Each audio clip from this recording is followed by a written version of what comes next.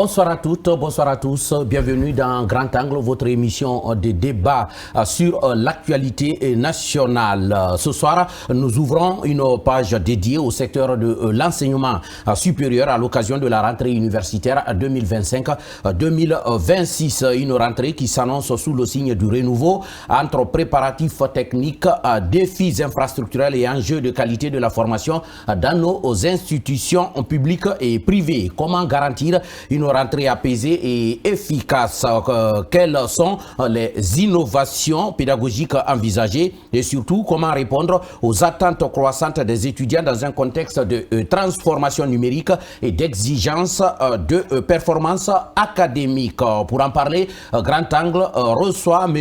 Alpha Bakar Bari, ministre de l'Enseignement supérieur, de la Recherche scientifique et de l'innovation. Avec lui, nous reviendrons sur les grands axes de préparation de cette rentrée, les réformes en cours et la vision gouvernementale pour un enseignement supérieur plus compétitif, connecté à un monde de travail. Et puis, dans le focus de nos chroniqueurs, nous reviendrons sur un dossier qui fait débat ici à Conakry, le relâchement constaté dans la surveillance des compagnies d'eau minérale. Il y a quelques mois, le ministère de l'Industrie des PME avait lancé une vaste opération de nettoyage visant à fermer les unités de production d'eau non conformes aux normes sanitaires. Une initiative saluée à l'époque par la population soucieuse de protéger sa santé face à la prolifération d'eau douteuse sur le marché. Mais aujourd'hui, des voix s'élèvent. Certaines compagnies, pourtant interdites de produire, auraient repris discrètement leurs activités. Que s'est-il passé? Manque de suivi, complicités internes ou simple laxisme administratif? Nos chroniqueurs vont en débattre en début de cette émission. Nos chroniqueurs déjà bien installés sur ce plateau. Mamadou Saliouba, bonsoir et bienvenue. Bonsoir David et bonsoir à tous et surtout bonsoir à ces Guinéens qui prennent leur argent pour investir dans le football. Hier, il y avait deux clubs guinéens, c'est-à-dire les clubs guinéens engagés en campagne africaine qui étaient en compétition. Le Orea à Bamako, le Afia à Dakar. Vous voyez, alors que ces deux clubs devraient recevoir à Conakry, ils ont reçu loin de leur base, comme le Sili national. On dit match à domicile, mais à l'étranger. Délocalisé. Alors le Orea a fait match nul, le Afia également a fait match nul, un but partout, loin de leurs supporters.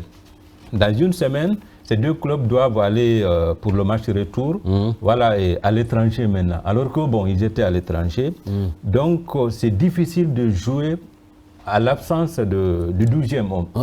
Donc on croise les doigts pour que ces deux clubs vous continuez à croiser les doigts? On croise les doigts pour que ces deux clubs puissent franchir les barrages pour en tout cas arriver en phase de poule pour améliorer l'indice du football guinéen. Vous savez, on a perdu l'indice du football guinéen. Avant, on avait 4 clubs en campagne africaine. Maintenant, on a 2 clubs. Un club en Ligue des Champions, un autre club en Coupe CAF. Donc notre souhait, c'est d'avoir au moins 4 clubs en campagne africaine pour qu'au moins on ait 2 clubs qui pourront aller loin. Donc on croise les doigts pour le Orea et pour le Afia. Pourvu que vous n'écrasez pas vos doigts, parce qu'on a tellement croisé les doigts ici. Et puis le souhait ne suffit pas, il faut être réaliste. Si on n'a pas des stades ou un stade au moins pour jouer à domicile, c'est très compliqué. Heureusement, il y a beaucoup d'efforts parce que Nongo, 28 septembre, les travaux ont beaucoup avancé, mais il faut que ça finisse maintenant. On nous avait dit décembre, ça va finir. Donc on espère qu'en décembre, et le Sili et les clubs pourront recevoir à domicile. D'accord, on espère bien et félicitations pour tous les travaux qui sont en train d'être faits au stade du 28 septembre et au stade de Nongo. On espère que très prochainement, chacun sur ce plateau aura son ticket pour aller suivre un club guinéen, soit à Nongo ou au stade, ou tout au moins le Sili national. Mais ça sera pour les éditions 2028 et la Coupe du Monde 2026, c'est fini. 2026, c'est fini. C'est fini ça. Voilà, maintenant c'est 2028 et la Coupe du Monde 2030. On espère jouer ça à domicile. Celui qui aime bien le sport, Mamadou Alimou Soirée, bonsoir. Bonsoir, je pense que les Guinéens sont tellement habitués à jouer à l'extérieur maintenant. Quand on joue ici, c'est comme si on joue à l'extérieur. Donc, comme il a dit, Oroya qui rencontrait les phares du Rabat, c'est Force Armée Royale de Rabat. Et également Afia qui jouait contre le club algérien Belouizdad, c'est comme ça. Donc, ils ont fait un match nul ouvert, un but partout à domicile. À Bamako et à Dakar, actuellement, c'est le Grand Guinée, comme on dit, le Grand Conakry. Donc, nous allons repartir vers le nord pour rencontrer ces deux.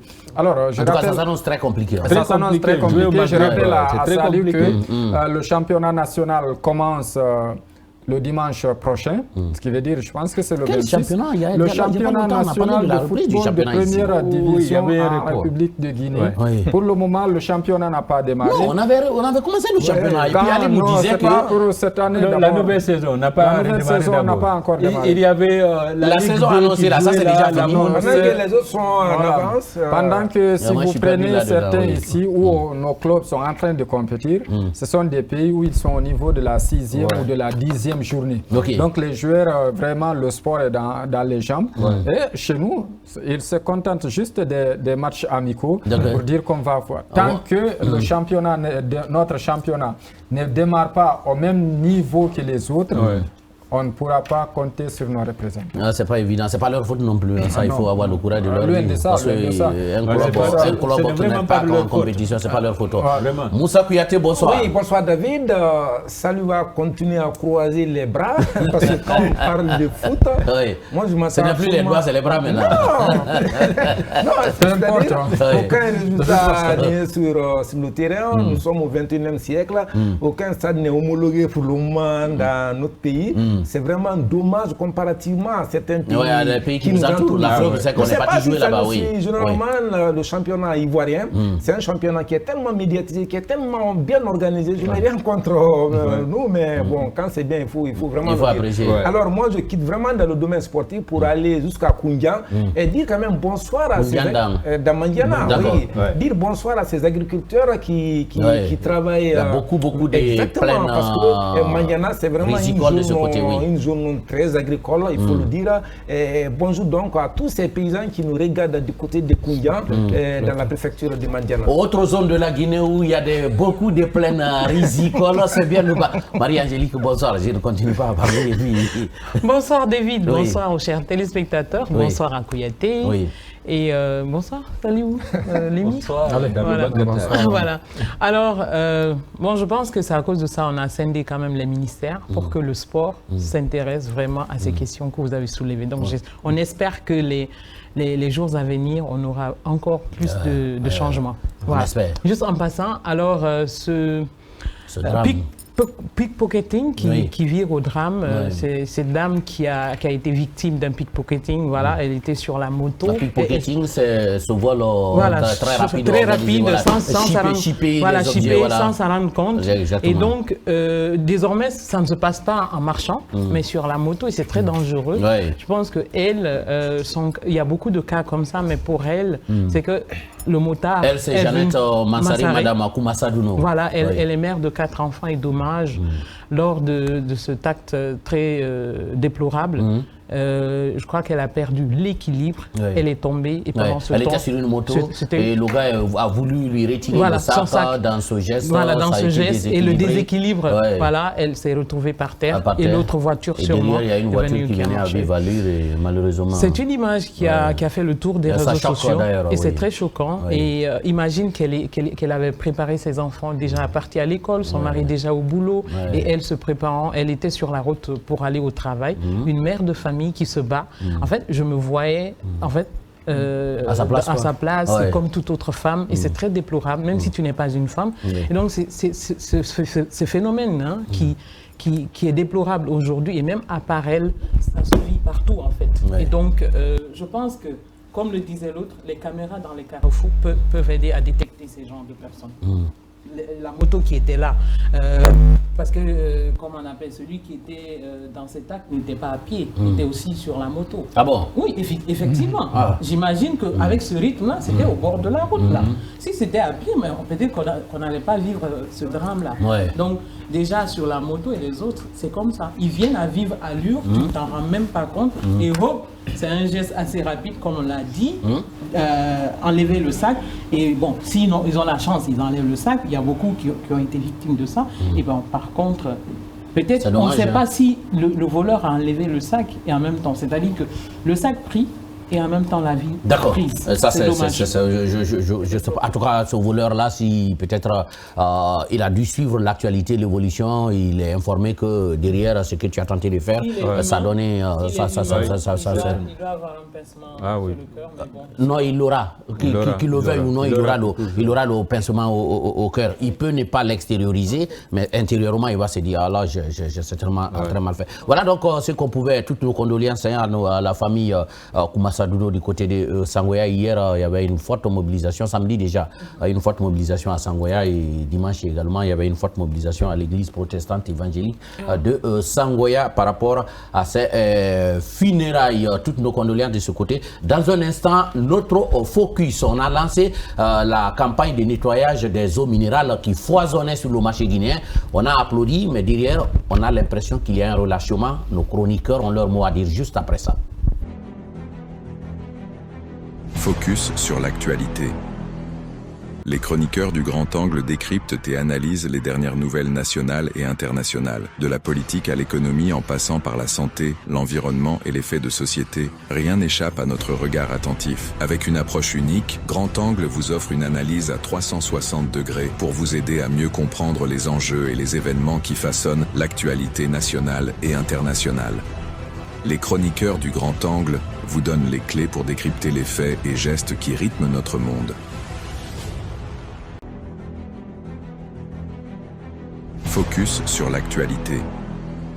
Les chroniqueurs du Grand Angle décryptent et analysent les dernières nouvelles nationales et internationales. De la politique à l'économie en passant par la santé, l'environnement et les faits de société. De retour donc sur ce plateau avec ce dossier qui fait débat dans la capitale Conakry. Récemment, le ministère de l'Industrie et des PME a lancé une vaste opération de nettoyage visant à fermer les unités de production d'eau minérale, des unités non conformes aux normes sanitaires. L'initiative a été saluée par la population soucieuse de protéger la santé face à la prolifération de ces eaux douteuses sur le marché. Mais aujourd'hui, des voix s'élèvent. Certaines compagnies, pourtant interdites, auraient repris discrètement leurs activités. Que s'est-il passé? Manque de suivisme, complicités internes ou simple laxisme administratif? Je commence par vous, Saliou. Il y a des compagnies qui ont repris la production, on ne sait pas ce qui s'est passé entre-temps. Oui, on a comme l'impression que toutes ces compagnies minérales qui avaient été interdites, que toutes ces compagnies ont repris le service. Alors nous avons essayé d'en savoir davantage. Alors ce qui s'est passé quand le ministère de l'Industrie et des PME a voulu sonner la fin de la récréation, la mesure d'interdiction... Ah, c'était vraiment la récréation parce qu'il y avait beaucoup de compagnies d'eau minérale sur le marché. Oui, il y avait tous les jours, on voyait une nouvelle compagnie minérale. Chacun pouvait se lever d'un beau matin pour crier au Carrière, au Kipé, au Saliouba, au Saliou, au David. Tout le monde était tenté vraiment parce que c'est comme si... c'était juteux, on a l'impression que c'est une source de revenus. C'était une source de revenus pour beaucoup de personnes. Alors, qu'est-ce qui s'est passé? La mesure d'interdiction a touché plus de 4000 compagnies minérales. À Conakry? À Conakry, même à l'intérieur du pays, partout en Guinée, dans le pays. Alors, dès que la mesure a été prise, rapidement, on a constaté la rareté. Il y y avait même un manque criard d'eau minérale. Oui, par moment, dans certaines zones de Conakry. Partout, il y avait vraiment un manque parce que quand une mesure est prise, rapidement, tout le monde se conforme se rétracte, pour voir est-ce qu'il y aura un suivi il faut faire attention. Alors, tout le monde s'est rétracté, mais entre-temps, on a vu les eaux minérales encore revenir sur le marché. Alors, on nous apprend que quand la mesure a été prise, demande a été faite à toutes ces compagnies concernées de venir à un service dédié pour s'enregistrer, pour présenter les dossiers et puis s'enregistrer. Alors, on nous apprend que progressivement, les compagnies d'eau minérale, les compagnies d'eau minérale interdites de service, là, sont venus au niveau de ce service qui relève du ministère de l'Industrie avec les dossiers pour s'enregistrer. Progressivement, chaque compagnie qui vient avec les dossiers, si toutefois les dossiers sont conformes, la compagnie est autorisée vraiment à reprendre ses activités. Oui. Donc c'est ce qui justifierait le retour des compagnies minérales sur le marché. Mais ça ne veut pas dire que toutes les compagnies interdites sont allées s'enregistrer et que toutes ces compagnies se sont mises vraiment à jour. Donc, on nous apprend que progressivement, au fur et à mesure, les compagnies minières minérales, j'allais dire, sont en train de s'enregistrer au niveau de ce service du ministère de l'Industrie et des PME. Mais nous, population, parce que c'est une question de santé publique. Oui. C'est bon de venir s'enregistrer, de se mettre en conforme en ce qui concerne les documents. Oui. Mais de l'autre côté, ce qui est beaucoup plus inquiétant, c'est un peu, si vous voulez, l'hygiène. Oui. Parce que quand vous partez au niveau de certaines compagnies de production d'eau, les conditions de production, ça ne répond pas du tout. Ça ne répond pas. Oui. Le bon sens n'aimerait pas qu'on produise de l'eau minérale à côté, dans des zones comme ça. À côté d'un dépôt d'ordures, à côté d'une fosse septique. Mais quand vous partez, vraiment, il y a le problème de salubrité. Vraiment, ça, c'est un autre problème. Donc, il est bon de se conformer au texte en vigueur, mais le mieux, c'est de travailler dans l'hygiène vraiment nécessaire. Oui, Alimou, moi, je crois que la préoccupation du ministère, ça ne devrait pas être simplement les documents, ça devrait être les conditions de production d'eau. Ouais, moi, je pense qu'il y a les deux. D'abord, comme l'a dit Saliou, il y a une équipe qui va recevoir les documents, pour savoir est-ce que les documents vraiment sont leurs documents d'exploitation. Après, l'équipe va se rendre sur le terrain pour vraiment voir l'installation industrielle. Est-ce que l'unité qui est installée ici répond d'abord aux critères? Également, comment ça se passe la transformation jusqu'à la fin. Moi, ce n'est pas là-bas le problème. Le problème, c'est à deux niveaux. Le premier niveau, c'est un problème lié à la communication. Si aujourd'hui, il y a par exemple des unités industrielles qui arrivent à répondre aux normes, on doit par exemple communiquer pour dire à partir de l'instant, tel répond aux critères. Les unités industrielles sont autorisées de reprendre leurs activités. À reprendre. Donc si on voit par exemple le produit sur le marché, qu'on arrive à savoir oui, ils sont autorisés. De l'autre, c'est la manière dont peut-être on est parti, l'approche que je n'ai pas beaucoup appréciée. Excusez-moi, on est allé, pour un premier temps, j'ai écouté un arrêté pour 1724 unités industrielles qui ont été fermées. Et vous prenez aujourd'hui des préfectures comme Télémélé, des préfectures comme Dinguiraï qui n'ont par exemple qu'une seule unité de production. Et avant, les gens étaient habitués, quand il y avait une cérémonie, voilà, c'était de l'eau minérale qu'on envoyait. Donc aujourd'hui, tout est fermé, ce qui fait qu'il y a dans certaines localités, les gens ont continué encore à produire parce qu'il y avait une rareté. Vous voulez dire qu'on a pris la mesure, on n'a pas pris des mesures compensatoires? Voilà, il fallait d'abord prendre la mesure compensatoire ou bien se déplacer. C'est bien de fermer, mais c'est mieux de pourvoir la desserte en eau. Il fallait même se déplacer, aller par exemple dans ces localités, voir. Ce n'est pas attendre, par exemple, on dit que toutes les préfectures doivent remonter, le guichet se trouve à Conakry. Il fallait que l'équipe ministérielle se déplace.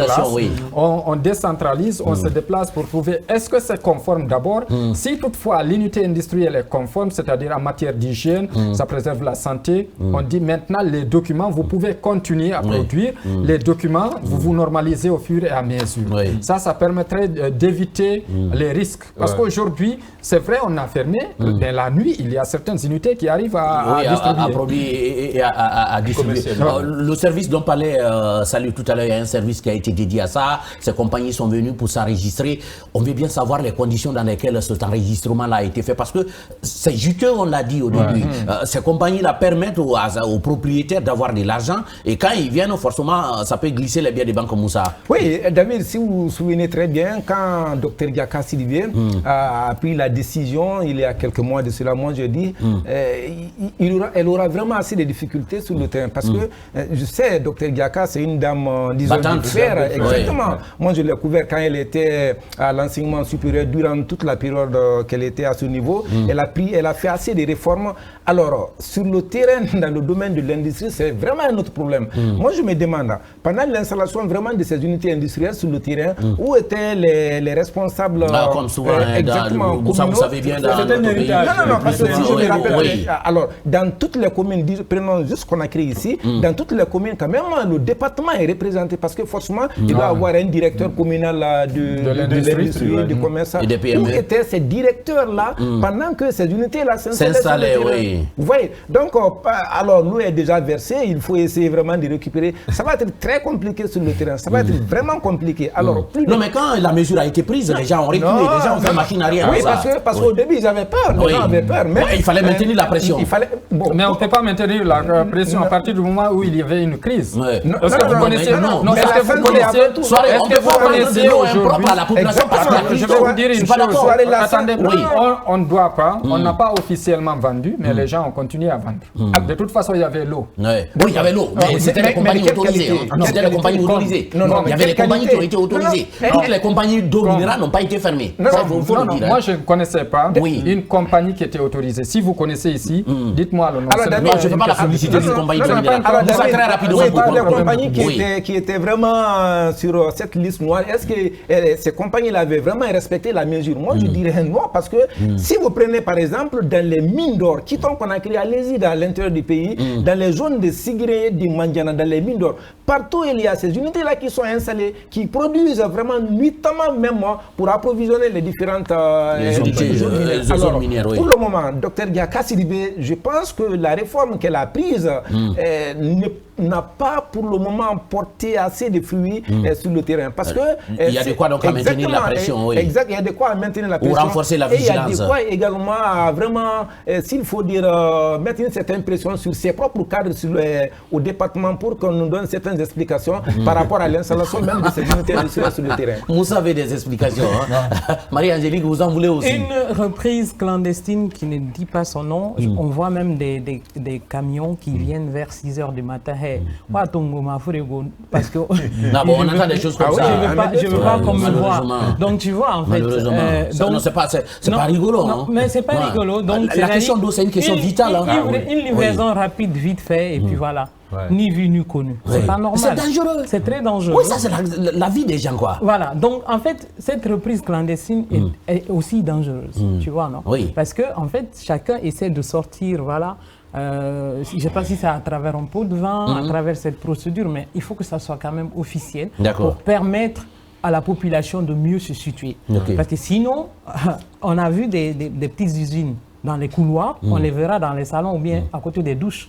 Voilà. Et ça, c'est encore grave. Ça, il y en a même, ça existe déjà. Ça, il y en a même. Donc, en fait, il y a une question de nettoyage qui nous dit qu'on doit mettre vraiment si profond et mettre en contribution les chefs de quartier, les délégations spéciales et tout ce qui s'ensuit. Pourvu que les billets des banques ne passent pas par là aussi.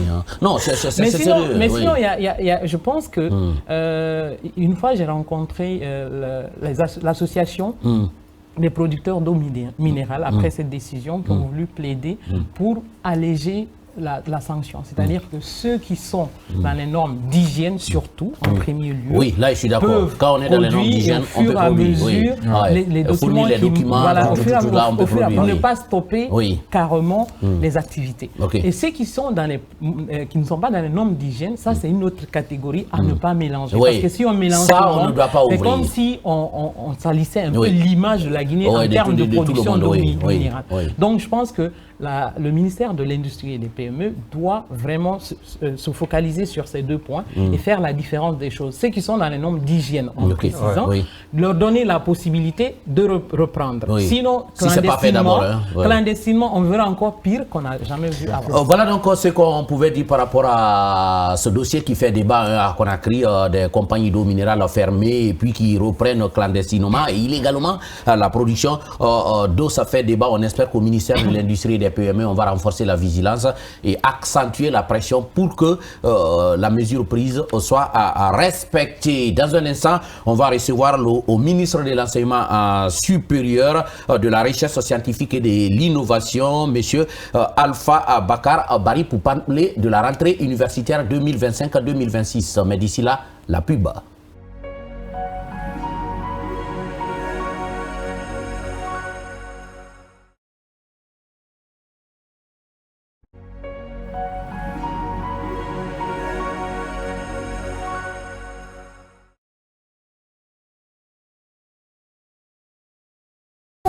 Ceinture et chaussures de marque italienne et turque, rendez-vous à la boutique Chérif Aïdara. À la boutique Chérif Aïdara, vous trouverez également des cravates, des nœuds papillons, des foulards de cou, des pochettes, des sandales en cuir, des tapettes et des ensembles dames à prix défiant toute concurrence. La boutique Chérif Aïdara, c'est à Kaloum, quartier Monképa, 5e avenue derrière la DPJ. Pour tout contact, appelez au 626 81 73 43 662 57 11 70. À Chérif Aïdara, le pari des sapeurs est gagné.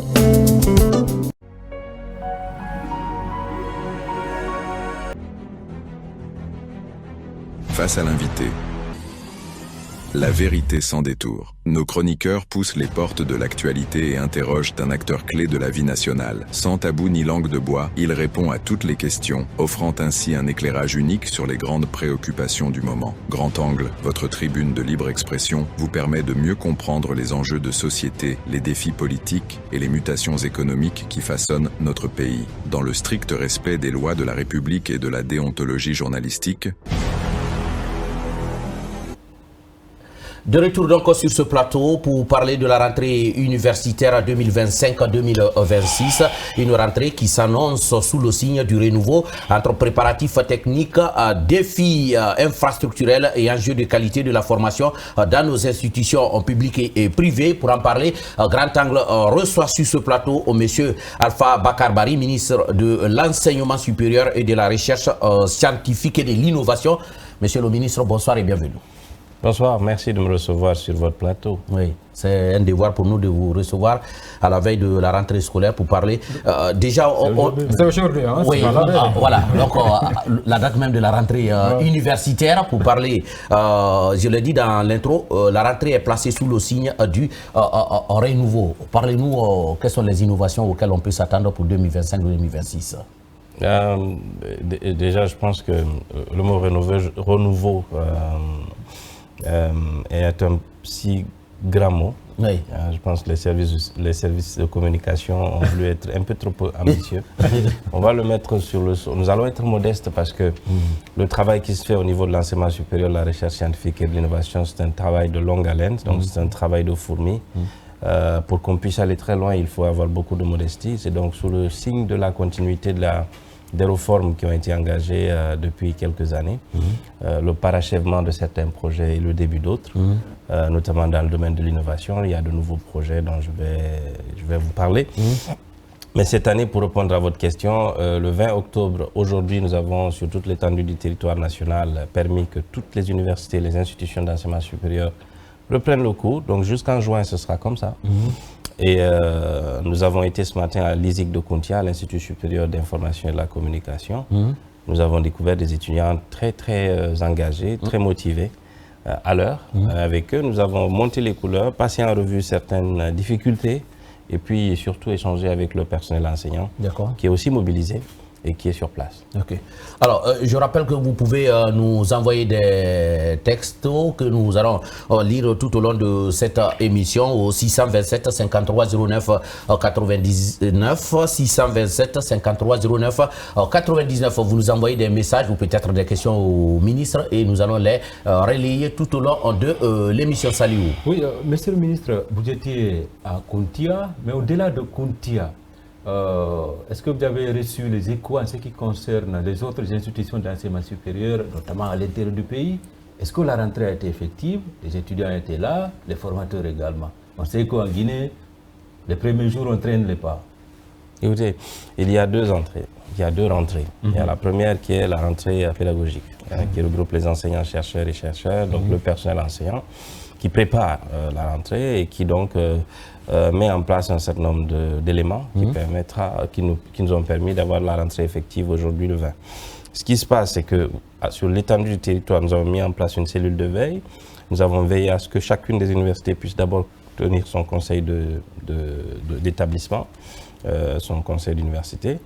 L'ensemble des institutions d'enseignement supérieur public l'ont tenu. Nous sommes en train d'étendre le contrôle au niveau des universités privées pour nous rassurer qu'à partir d'aujourd'hui, les cours vont effectivement commencer. Et nous nous sommes rendus sur le terrain. Donc on était à Kontia et à Foulamadine à l'école supérieure du tourisme et de l'hôtellerie. Mais nos équipes sont en train de relayer aujourd'hui, sont en train d'échanger avec l'ensemble des universités et institutions et instituts du territoire pour pouvoir, à la fin de la journée, dresser un bilan. Okay. Et à date, à cette heure-ci, ce que je peux vous dire, c'est que l'ensemble des institutions d'enseignement supérieur ont repris les cours. Sur toute l'étendue du territoire national. Monsieur le ministre, quand on parle d'université, en tout cas publique en République de Guinée, on voit la pléthore directement. On connaît cette année, le nombre d'entrants est supérieur au nombre de sortants. Est-ce que quelque chose a été fait pour améliorer un peu les conditions de travail des étudiants? Cela a été ainsi depuis plus de 15 ans. Cela va continuer comme ça pour les prochaines années. Il y a 15 ans, on a d'abord enlevé, un peu plus de 15 ans d'ailleurs, on a enlevé le verrou qui permettait de faire un concours pour accéder à l'université, ce qui veut dire qu'on a ouvert l'université à tout le monde. Et on a minimisé l'importance qu'on avait pour les écoles d'enseignement technique et de formation professionnelle.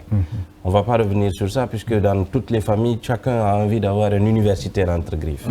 On a donc minimisé cela. À l'arrivée du président de la République, il nous a instruit d'investir beaucoup plus sur l'enseignement technique et la formation professionnelle parce que c'est de cela que notre pays avait besoin, mais c'est surtout par ce moyen-là qu'on pouvait accéder à un emploi décent et productif. Cela a été fait. Aujourd'hui, l'enseignement technique et la formation professionnelle est sur la carte. Ça fait partie des choix. Mais il se trouve que la Guinée, comme beaucoup de pays d'Afrique, connaît une démographie extrêmement jeune et ça va être le cas pour les 30 prochaines années. Donc le nombre que vous connaissez aujourd'hui qui vient à l'université sera double ou peut-être sensiblement augmenté l'année prochaine. Aucune université africaine université ou système d'enseignement supérieur africain ne peut répondre à ce besoin en termes d'infrastructure. La réponse, elle est numérique. Et c'est pour cela que nous nous battons pour créer en Guinée une université numérique qui va permettre d'absorber le trop-plein d'étudiants qui sont aujourd'hui dans le besoin d'avoir des formations supérieures. La deuxième chose, c'est que la Guinée a plusieurs institutions d'enseignement supérieur spécialisées. Nous avons des universités, nous avons des instituts également. Et aujourd'hui, ce que nous sommes en train de faire, c'est que chacune de ces universités puisse consacrer 30% de son enseignement par le digital.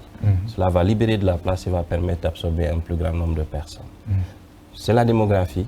Ce sont les politiques publiques liées à l'enseignement supérieur depuis très longtemps qui nous ont amenés à cette conclusion. Nous sommes en train de travailler à augmenter bien entendu les capacités. Vous avez vu, vous m'avez vu passer par Symphonia récemment où nous sommes allés vérifier l'état d'avancement d'une infrastructure qui est la rénovation et l'extension de l'université de Symphonia, mais qui rejoint un plus grand projet de création, enfin de construction d'universités régionales de plus grande capacité d'absorption et qui soient des installations décentes capables de garder nos étudiants dans des conditions décentes. Moussa. Oui, alors, monsieur le ministre, vous étiez à l'enseignement technique, la formation professionnelle. Il semble que le département vous réclame toujours, compte tenu des résultats que vous avez mettre en tout cas à ce niveau. Alors, pour le cas précis de l'enseignement supérieur, il y a des infrastructures, les travaux de construction de certaines infrastructures ont été lancés depuis des années. Si je prends la bibliothèque de Symphonia, qui était prévue pour une année, mais jusqu'à présent, les travaux ne sont pas achevés. L'université de Kankan également, où en sommes-nous par rapport à toutes ces activités? Ce sont deux infrastructures différentes. L'infrastructure qui est liée à l'université de Symphonia, il y a eu des retards de paiement. L'entreprise, j'ai visité cette infrastructure il y a quelques jours. Ensuite, il y a eu des problèmes au niveau, vous savez, là où elle est construite dans un bas-fond. Il n'y a pas une grande maîtrise de cette technique et technologie ici, mais l'entreprise s'est rapidement adaptée et a continué le travail. Je pense qu'ils sont très avancés. En tout cas, au niveau des grosses œuvres, le travail est fini. Il s'agit maintenant de travailler sur les finitions. Ils ont reçu un paiement qui peut leur permettre d'avancer rapidement. Je pense que la bibliothèque va être rendue très bientôt. Au niveau de l'université de Kankan, je ne sais pas de quelle infrastructure vous parlez, mais je vais vous parler une première qui est en souffrance depuis encore plus de 10 ans. Il s'agit de l'extension de l'université qui se trouve du côté de Bordeaux. Si c'est de celle-là, c'est un chantier, c'est un contrat qui est en difficulté, qu'il faut revoir profondément, il faut réorienter et réanalyser et situer les responsabilités. S'il s'agit de la médiathèque de l'université de Kankan, cette infrastructure sera, si Dieu le veut bien, inaugurée dans quelques semaines, puisque l'infrastructure est finie. J'ai reçu les rapports aujourd'hui. Il s'agit maintenant de faire tout ce qui est VRD, donc tout ce qui est aménagement extérieur, pour que cette infrastructure soit rendue officiellement au département. Quand vous dites l'infrastructure de Bordeaux est en difficulté, vous êtes le ministre de l'Enseignement supérieur. La difficulté, c'est à quel niveau? Alors, il y a eu un adjudicateur, il y a eu un premier travail qui a été fait qui est insatisfaisant. Le contrat est presque caduc, il faut le revoir, il faut le réadapter, il faut le réorienter vers le contentieux ou la dette. Ok. Marie? Très diplomatiquement, c'est ce que je souhaiterais vous dire. Diplomatiquement. Mais c'est un contrat et un chantier qui a débuté il y a plus de 10 ans. Okay. Voilà. L'État, c'est une continuité. En termes d'innovation, vous avez parlé d'une université digitale. C'est très ambitieux, ça. Ouais. Et en même temps, je pense à ces professeurs. Comment est-ce que vous leverage, vous mesurez ces deux points, en fait? Avoir des... Finissez votre commentaire sur les professeurs, on va voir. Adapter, est-ce qu'ils seront au même niveau que ce projet de formation? Il faut par exemple avoir un professeur qui a un PhD, qui a un master, etc. etc. Alors c'est deux choses différentes. Première chose, les enseignants technophobes, il y en a, mais technophiles aussi, donc capables d'utiliser les ordinateurs et de s'adapter facilement à un monde numérique. Nous avons expérimenté des espaces numériques de travail dans certaines universités, les enseignants se sont adaptés. Aujourd'hui, la plupart des enseignants en exercice et en activité disposent d'un ordinateur ou savent utiliser un autre. Pour moi, ce n'est pas le souci. Pour moi, le souci, il est conceptuel, le souci, il est culturel. Si je suis chez moi, et que je dois consacrer 80% de l'éducation que je reçois, enfin de l'enseignement et de la formation que je reçois en ligne, vous me direz que culturellement ça passe pas. Mais il s'agit de 30% des certificats et diplômes délivrés en ce moment dans le système d'enseignement supérieur, ici et dans le monde. 30%. Il y a beaucoup de cours en ligne que les gens sont très capables de recevoir. Donc c'est une culture qu'on va installer rapidement, mais c'est une alternative inéluctable. Il faut passer par là pour que l'on puisse absorber un très grand nombre. Et pour ça, il y a des dispositions, il y a des préalables. Nous avons travaillé il y a longtemps sur le projet de l'établissement. Ça veut dire les facultés qui doivent être embarquées, les enseignants qui doivent être embarqués, le type d'étudiants qui souhaiteraient être embarqués. D'autres enseignants qui doivent être débarqués? Oui, non, il y a des enseignants qui ne sont pas forcément mobilisables pour ce genre d'enseignement. Ils sont bien dans d'autres types d'enseignement. Nous sommes en période hybride. Nous passons du tout analogique au tout numérique. Nous sommes en train de progressivement avancer vers cela. C'est une question de génération aussi. C'est une question de culture. Encore une fois, on va revenir dessus. La culture digitale est en train de s'installer petit à petit dans nos mœurs et nos us et nos coutumes. La culture de la formation à distance, la formation dématérialisée va venir s'ajouter à cela. Nous sommes en train de travailler là-dessus. Pour revenir à la question de l'université numérique, c'est une université qui va être physique, qui va avoir du contenu donc, créé par des enseignants de rang magistral, comme vous l'avez dit, qui ont des diplômes au moins de PhD, qui sont résidents en Guinée ou ailleurs, puisque nous avons des enseignants ailleurs, et qui va donc avoir un contenu à la fois présentiel, en ligne, avec consultation de ressources en ligne et évaluation en ligne. C'est pas nouveau. C'est ça la culture maintenant, c'est ça la norme dans les institutions d'enseignement supérieur dans le monde.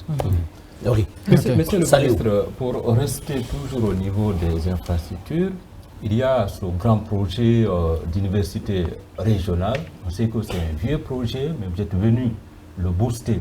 Est-ce qu'il y a un délai pour tout ça? Quand est-ce que ça va finir? Parce que depuis longtemps, on entend parler d'université régionale.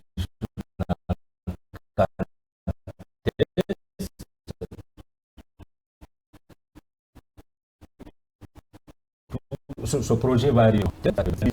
Beaucoup de la formation des formateurs. Il y a aussi ce projet de 5000 PhD et 1000 masters. Aujourd'hui, où en est-on avec ce projet? Est-ce qu'on a une idée sur le nombre de PhD, le nombre de masters formés? Ok, on va commencer par la première question sur le vieux projet des universités régionales. C'est un ancien projet qui a été inscrit dans le cadre de l'accord chinois, l'accord global entre la Chine et la République de Guinée, qui est toujours d'actualité et qu'on essaye de pousser. Quand nous sommes en 2021, septembre, après septembre, la question s'est posée, le président a demandé à ce que des universités décentes, bien comme il faut, soient construites dans notre pays et surtout au niveau des régions, que nous ayons des universités dignes de ce nom. Donc, ce projet a été réveillé, il a été poussé, nous sommes là-dessus. Pour être tout à fait transparent d'ailleurs avec vous, le montage financier n'est pas complet. Il faut qu'il le soit. Nous sommes en train de travailler dessus, nous sommes ministres pour cela, pour que l'on puisse faire aboutir ce genre de choses. Et l'État étant une continuité, nous travaillons à ce que ce montage financier soit complet et bouclé. Mais la bonne nouvelle, c'est que vous avez vu les infrastructures de Symphonia qui poussent, qui ne nous poussaient pas. Il n'y avait pas une seule brique quand moi je venais au ministère de l'Enseignement supérieur qui pousse. Ça veut dire qu'il y a des choses qui se font graduellement. On n'est pas capable de vous dire à date quand est-ce que cela va être bouclé. Le jour où on va boucler le mécanisme financier, on vous le dira tout de suite. Mais nous avons un partenaire sérieux qui a une très grande expérience dans la construction. Nous avons une volonté politique au plus haut niveau de faire poursuivre, de terminer ce projet. C'est un projet qui est estimé à environ 360 millions d'euros, qui va couvrir donc les 4 régions, quatre régions administratives de la République de Guinée et qui va être donc orienté vers le développement de ces régions-là. Pour revenir à votre deuxième projet, qui est un projet historique, vous l'avez dit et vous avez raison, c'est un vieux projet qui date d'il y a très longtemps, d'abord de mettre en place un fonds pour accompagner la formation des formateurs. Il est parti d'un constat simple. Moins de 18% de nos enseignants étaient détenteurs d'un PhD. La norme, c'est avoir un PhD pour enseigner à l'université. Vous avez vu, c'était catastrophique. Et donc, les autorités d'alors ont décidé de lancer un fonds pour accompagner la formation des formateurs. Ce projet a été repris en d'autres termes par la ministre Diaka. Il l'a appelé projet avec des KPI très clairs, donc des chiffres très clairs. 5000 masters, 1000 PhD. À date, nous avons beaucoup avancé sur ce projet. Nous l'avons réorienté autrement. Je vous explique. On faisait, à l'époque, on sélectionne des enseignants, on leur donne de l'argent, ils vont se former à l'étranger et ils reviennent. Le nombre est petit, le rythme est peu, il est lent, le rythme est lent et ça ne répond pas tout de suite aux besoins. Ce que nous avons fait, nous avons inversé la chose. Nous sommes allés prendre les enseignants et nous les ramenons en Guinée. C'est pour ça. Guinéens qui étaient à l'étranger? Non. Nous lançons un appel. Nous avons lancé il y a quelques années, l'année dernière par exemple, nous avons lancé un appel à candidature pour recruter des enseignants de rang magistral, donc des enseignants titulaires de PhD, des Guinéens ou des étrangers, sur la base de la demande dans les universités. Nous avons réussi à recruter 155 personnes, 55 Guinéens et une centaine d'étrangers. Cette année, nous avons lancé un autre appel pour recruter 300. Qu'est-ce que cela peut apporter comme changement? Nous avons des écoles doctorales qui encadrent justement les impétrants docteurs dans différentes disciplines. Ces écoles doctorales vont être dotées d'enseignants de rang magistral, mais les universités également ainsi que les centres de recherche. Ça accélère le processus de fabrication entre griffes de docteurs. Ceux qui devaient aller à Dakar, ceux qui devaient aller à Paris, ceux qui devaient aller au Canada, ceux qui devaient aller au Japon, en Chine, etc., font leur doctorat ici sur place. La deuxième conséquence de ça, c'est qu'aujourd'hui, nous sommes passés d'une dizaine de programmes de master à plus de 75 programmes de master. Et ces programmes de master, si vous vous souvenez, l'année dernière, nous sommes passés de 30 millions à 15 millions. Cette année, l'objectif, c'est de le rendre encore beaucoup moins cher, afin que l'on puisse permettre à plus d'étudiants d'avoir accès au master. Celui qui veut former des étudiants, celui qui veut former des PhD, doit d'abord former des masters. C'est ce décloisonnement-là que nous avons fait. Avant, le cloisonnement était fait sur la base de la note, nous avons décloisonné. Donc, vous pouvez passer de la licence vers le master. Si vous aviez une dizaine d'offres il y a 2 ans, maintenant vous avez près de 75 offres, 75 programmes de master disponibles. À partir de ces masters, on peut choisir également des gens qui veulent avoir une carrière d'enseignant et les mettre dans le circuit afin que l'on puisse reconstituer notre tissu d'enseignants. C'est le contraire. Un enseignant de PhD qui vient en Guinée, à la latitude, nous avons la possibilité de former et d'encadrer une dizaine de personnes. Un étudiant qui quitte Conakry un impétrant PhD qui quitte Conakry pour aller à Paris, c'est lui seul qu'on forme. Et des fois, pour le même coût, on fait l'inverse et on multiplie par 10. Nous sommes sur un processus d'accélération de ce projet. Je pense que d'ici la fin de cette année, nous allons faire le point. Et nous pouvons vous dire avec exactitude combien de personnes ont bénéficié de ces formations, de ces financements, parce que nous allons continuer le programme 1000 PhD, 5000 masters. Nous allons le continuer parallèlement, nous allons continuer la réforme des écoles doctorales. C'est une période de transition qui va nous amener vers la normalité afin que nos universités, de façon très organique, puissent former leurs docteurs. Ça veut dire que vous reviendrez sur ce plateau. Il y a beaucoup de réactions ici, mais on va prendre 2 questions ou 3 questions. Prenez les rapidement. Plus difficiles. Pas les plus difficiles. Il y a 2 Mohamed ici, Diaby et Bérété. On va mélanger la question. J'aimerais savoir, Monsieur le ministre, nous vous suivons. Il faut contempler aussi les universités privées. Aujourd'hui, certaines universités privées prennent certains même qui ont eu le bac. Qu'est-ce que vous êtes en train de faire pour sécuriser les entrées dans les universités? Je rappelle que c'est 2 messages qui sont arrivés. C'est la même préoccupation. C'est la même préoccupation. Oui. Bonsoir, Monsieur le ministre. Ça fait un an, l'appel d'offres pour la formation des formateurs n'est pas annoncé. Qu'est-ce qui cause ce retard? Je vais commencer par cette dernière question. De commun accord avec les enseignants, nous avons décidé, puisqu'il y avait des problèmes de financement qui étaient liés à des ressources limitées, il y a un gros stock d'enseignants-chercheurs et chercheurs qui sont aujourd'hui en position de PhD, qui ne reçoivent pas régulièrement, à temps et suffisamment les fonds pour continuer leur travail. Nous avons décidé d'abord d'évacuer ce stock, de permettre à ces gens de continuer à étudier en toute sérénité, de recevoir leur argent. Le travail est en train d'être fait afin que l'on puisse compléter ça. Et après seulement cela, nous allons pouvoir lancer un deuxième appel. Pour ceux qui sont la préoccupation de Mohamed sur l'intégrité des effectifs, c'est la même préoccupation que nous avions avant de créer Parcoursup. Nous, notre préoccupation majeure quand nous avons créé Parcoursup, c'est d'avoir un système intégré, un bateau amiral qui aurait permis de voir en temps réel le nombre d'étudiants inscrits dans les universités, mais pas seulement. Ce n'est pas seulement une question d'effectifs, c'est une question de qualité d'être étudiant. Est-ce que ces gens ont eu le bac? Est-ce que ces personnes ont des diplômes authentiques? Est-ce que Aujourd'hui, vous avez toutes ces réponses en un clic sur Parcoursup. Quelqu'un vous dit qu'il a eu le bac en 2021, vous êtes capable tout de suite, en confrontant son nom, ses données biométriques, en tout cas avec Parcoursup, à savoir s'il l'a effectivement eu pas. Beaucoup de gens dans le système public, je le dis encore une fois, dans le système public sont confrontés à cela. Nous avons évacué un stock d'étudiants qui avaient été frauduleusement installés dans certaines universités qui n'avaient pas eu le bac. Nous les avons demandé de partir. Les personnes responsables de ça ont été convoquées à la justice et sont en train de répondre à cela. Maintenant, pour le privé, c'est la même chose. Il est clair que dans le règlement des études en République de Guinée, qui est validé par le ministère, aucune université n'est autorisée à installer un étudiant qui n'a pas eu le bac dans un programme de licence. Si cela est le cas, si nous le détectons, nous allons poursuivre l'école. Elle va perdre son habilitation à enseigner et elle va répondre de cela à la justice. L'objectif de Parcoursup, c'est d'embarquer l'ensemble des étudiants de Guinée. Nous avons fini la partie ici, institutions publiques. Nous allons partir vers les institutions privées afin qu'elles soient embarquées également et que l'on puisse doter chaque étudiant guinéen de NINE. C'est un numéro d'identification unique qui lui permet justement de s'identifier de façon intègre et de donner et de suivre son parcours jusqu'à son intégration socio-professionnelle. Alors, Monsieur le ministre, quelle est aujourd'hui la vision gouvernementale pour un enseignement supérieur plus compétitif et plus connecté au monde du travail? Je pense notamment à Simandou 2040. C'est celui-là que je viens de vous décrire. Nous venons de loin. Nous venons d'un système de formation de masse. Nous sommes en train de l'affiner pour avoir un système spécialisé. La deuxième chose, il y a un dialogue qu'il faut établir avec l'industrie, le secteur privé. Ce dialogue est en train d'être établi, il est en train d'être fait aujourd'hui.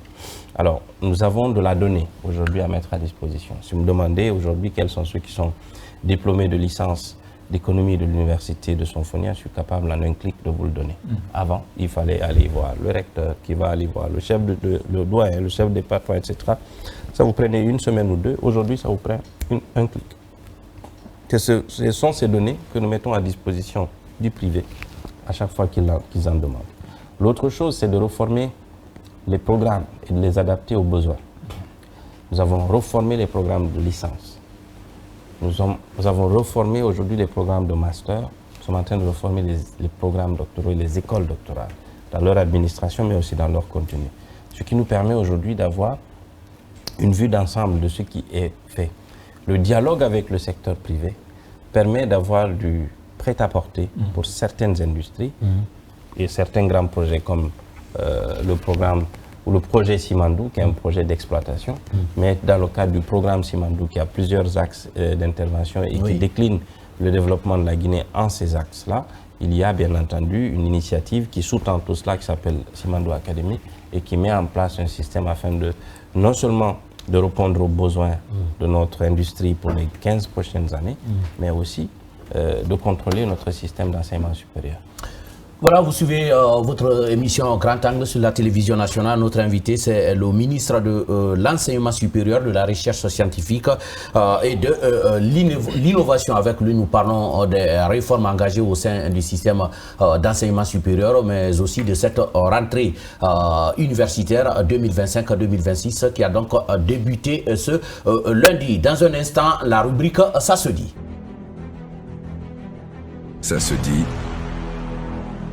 L'invité à votre écoute. Les téléspectateurs de Grand Angle ont la parole. Les chroniqueurs relaient vos questions et les posent à l'invité sans filtre. Parcours, vie personnelle, domaine d'intervention, rien n'est tabou. Ça se dit. L'invité à votre écoute. Les téléspectateurs de Grand Angle ont la parole. Les chroniqueurs relaient vos questions et les posent à l'invité sans filtre. Parcours, vie personnelle, domaine d'intervention, rien n'est tabou. De retour donc sur ce plateau avant la rubrique ça se dit. Alimou, j'ai dit salut, une question par rapport à certaines universités de l'intérieur. Oui, monsieur le ministre, un mot sur l'Institut technologique de Mamou. Il y a à l'intérieur l'unité d'assemblage des laptops. On a vu les échantillons, mais depuis, par après, on a compris que voilà, l'ambition était grande, mais il y avait des petits soucis parce que depuis lors, pas grand-chose. Où en sommes-nous? Si vous continuez à acheter Apple, si vous continuez à acheter Samsung, si vous continuez à acheter, je ne sais pas moi, n'importe quelle autre marque de laptop importé, cette unité d'assemblage va s'arrêter. Elle est conçue. Pourvu que l'unité produise sur le marché. Je peux vous garantir qu'elle produit. Okay. Deux choses à savoir sur cette unité d'assemblée. Je parlais tout à l'heure de la relation entre l'université et l'industrie. Le cas de l'IST de Mamou est un cas d'exemple. C'est un cas qui permet d'inviter l'industrie dans l'université. Okay. Ce que nous voulons, notre vision sur l'Institut de Mamou, c'est qu'au niveau de l'Institut de Mamou, vous avez des ingénieurs qui sont formés dans plusieurs domaines. C'est à côté mettre une plateforme industrielle pour permettre au secteur privé de venir travailler à l'intérieur, produire à l'intérieur et revendre. Ce qui va permettre aux étudiants d'avoir un moment de pratique, donc de produire. Donc cette unité est une copropriété entre le secteur privé et l'Institut. Ça permet à l'Institut de générer des revenus et ça permet surtout, et c'est ce qui est important, de démystifier la technologie et de la rendre disponible. Il n'y a pas que les laptops, il y aura bientôt, je pense, des climatiseurs qui vont être montés là et des vélos électriques ou des motos électriques. Pour revenir sur la petite boutade de départ, c'est que peut-être que l'IST est en train d'affiner sa stratégie commerciale qui n'est pas aboutie, mais l'idéal serait que tout Guinéen puisse acheter à Mamou, ce qui ferait marcher cette usine à plein temps, ou que celui qui veut fabriquer un ordinateur spécifique puisse commander à Mamou, ou celui qui veut fabriquer un téléphone puisse le commander à Mamou, n'importe quel terminal numérique. En tout cas, ils sont capables de le fabriquer, c'est ce qu'ils ont démontré à travers cette unité d'assemblage. Maintenant, pour qu'elle fonctionne, c'est un défi commercial qu'il faut leur lancer. Et je pense qu'ils ont la pression là, justement, d'affiner leur stratégie commerciale. La rubrique, ça se dit tout de suite. Alors, monsieur le ministre, on a une rubrique dans cette émission. On vous rapporte les propos des téléspectateurs, ce qu'ils pensent de ce que vous êtes en train de faire à la tête du ministère de l'Enseignement supérieur. Et puis, on vous laissera le temps de réagir par rapport à ces opinions. Alimou, on commence tout de suite avec nous. Oui, on va prendre juste deux téléspectateurs et puis on commence. Bonsoir, par Ibrahima depuis Zérékoré. Monsieur le ministre, s'il vous plaît, créez les dortoirs à l'université de Zérékoré. Les étudiants souffrent souffre pour le problème du logement. Franchement, imaginez, tu quittes sans aucun parent là-bas. Vraiment, c'est pas facile. Pensez à ça, s'il vous plaît, monsieur. Merci à vous. Monsieur le ministre, j'aimerais savoir comment l'orientation se fait puisqu'on m'a orienté aux Beaux-Arts et je ne voulais pas ça parce que j'ai eu des bonnes notes dans les matières exactes. Également, lui, il demande qu'en est-il du forum des étudiants qui a été initié par Dr Diaka Sidibé. Je ne sais pas si vous allez répondre à ces questions rapidement. On passe à Forum des étudiants de Guinée est organisé de façon biennale, donc ce sera l'année prochaine. Cette année, il y aura chaque 2 ans le forum des étudiants de Guinée. Pour celui qui parle des orientations et qui a des notes en mathématiques, j'ai eu le même. Je donne une anecdote. Un colonel est venu me voir à mon bureau pour me dire que son fils a été orienté à Dubreka et que son fils a eu quand même 13 au baccalauréat en mathématiques. C'est pas normal. Je dis mais pourquoi? Il me dit mais il va aller faire de la musique et puis il va choisir. L'école, l'Institut supérieur de Dubreka ne forme pas. D'ailleurs, ne forme pas à la musique seulement. On y forme des ingénieurs, on y forme des designers d'intérieur, on y forme, ce sont des métiers auxiliaires aux architectes. Peut-être qu'il faut que l'Institut communique. C'est ce que je fais pour eux. C'est ce que je fais pour eux. Ils vont pouvoir communiquer après. Mais à l'Institut de Dubreka, on forme des ingénieurs. Ici, vous avez besoin d'ingénieurs de son, lumière, etc. Il faut quand même connaître un peu les mathématiques. Il y en a dans cette maison venue de Dubreka. Voilà, exactement. Donc, il faut comprendre que l'Institut supérieur de Dubreka ne forme pas des danseurs et des chanteurs. Il y a cette partie qui est une valorisation de notre patrimoine culturel est extrêmement pertinent. Je ne veux pas passer à côté de cette opportunité de dire que les industries culturelles et créatives représentent au même titre que la bauxite, que l'agriculture, des chances pour la Guinée d'avoir des revenus conséquents. C'est extrêmement pertinent. Aujourd'hui, le Nigeria se développe à grands pas, à grande vitesse et se repositionne sur la carte du monde à travers son cinéma. S'il n'y a pas d'école qui forme à ça, vous voulez que c'est un cinéma. Bien que les gens y aillent. Maintenant, nous prenons en compte, comme je dis, nous prenons en compte certaines revendications parce que c'est marginal, c'est extrêmement marginal. Mais si chacun veut aller là où il veut, aujourd'hui, personne n'irait à Dubreka, personne n'irait à Zérékoré. Et la question des dortoirs. La question des dortoirs, c'est justement l'une des raisons qui a fait que le président a insisté pour qu'on construise des universités régionales qui vont être dotées de dortoirs et qui vont accueillir les gens. Les dortoirs, on le sait, ce sont des endroits de cohésion sociale, c'est des endroits où on consolide des amitiés, c'est des endroits où on se découvre et on découvre différents que soi. Et on constitue la nation avec cela. Et c'est pour ça que nous continuons. Ça se dit, la rubrique, ça se dit, Saliou. Ça se dit, monsieur le ministre, l'Institut de formation à distance, c'est une bonne chose, les ambitions sont là, mais compte tenu de la qualité de la connexion, il y a beaucoup d'étudiants qui sont orientés, mais ils sont un peu inquiets. Ça se dit comme ça. C'est pour cela que nous sommes en train de nous battre pour avoir une université numérique qui va remplacer l'Institut supérieur de formation à distance. Deuxièmement, la question de la connectivité, encore une fois, c'est un faux débat. Je vais vous dire pourquoi. Le même étudiant, et ça je l'ai tout de suite là avec des étudiants de Fula Madina, on en a parlé. L'étudiant qui me posait la question était sur Facebook et qui disait qu'il n'avait pas Internet. C'est bon, le temps que tu passes sur Facebook à te connecter, tu peux consacrer le même temps à aller sur Pludoc, qui est une plateforme unique de documentation que nous avons mis en place et qui donne accès à 2 millions de ressources. Aller télécharger le livre que tu veux, le garder dans ton téléphone, c'est une question de choix. Maintenant, il y a un autre projet de connexion des universités qui est en place et qui permet d'avoir du Wi-Fi dans les universités. Mais encore une fois, dans le monde entier, la norme, c'est bring your own device. Tu ramènes ton propre terminal numérique, tu as ta propre connexion, tu as accès à un enseignement gratuit. Ali Moussouari, ça se dit que vous avez eu un résultat au ministère de l'enseignement technique. Aujourd'hui, vous êtes au ministère de l'enseignement supérieur, mais vous êtes confronté à d'énormes difficultés, des difficultés liées à des titres, parce que vous n'avez pas le professorat et les autres ne vous respectent pas. Ça se dit. Bon, je pense que ce n'est pas tout à fait vrai. Je pense que j'ai eu autant de résultats à l'enseignement supérieur qu'à l'enseignement technique, très modestement, mais ce n'est pas moi qui fais les résultats. Les résultats, ce sont les équipes. Ce sont les équipes qui travaillent. Moi, je ne suis qu'un ministre, je ne fais que rendre ce qui a été fait par les autres. Donc, ce n'est pas ma compétence intrinsèque et personnelle. Moi, je suis un manager. Donc, bon, non, ce n'est pas lié. C'est pas lié. Moussa, ça se dit que... Oui, alors, monsieur le ministre, ça se dit que le budget de votre département n'est pas conséquent vu le besoin sur le terrain. vous savez, si vous demandez à un ministre son budget, il va vous dire non. Donc je reste dans cette philosophie, le budget n'est pas suffisant, il faut augmenter. Il faut augmenter pour qu'on puisse continuer à accélérer les réformes que nous avons faites.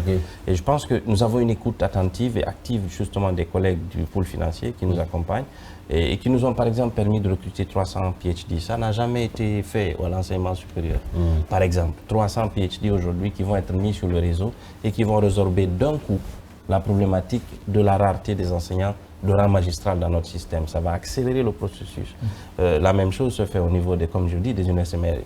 La Cité des sciences et de l'innovation. La Cité des sciences et de l'innovation, c'est quelque chose que le pôle financier nous a aidé aussi à accélérer. Mais c'est la bénédiction du président de la République qui fait que nous sommes arrivés à ce stade, à construire une infrastructure, un système, mais aussi un contenu qui permet à la Guinée de se positionner au niveau ouest-africain sur les questions scientifiques et d'innovation. Marie, ça se dit que?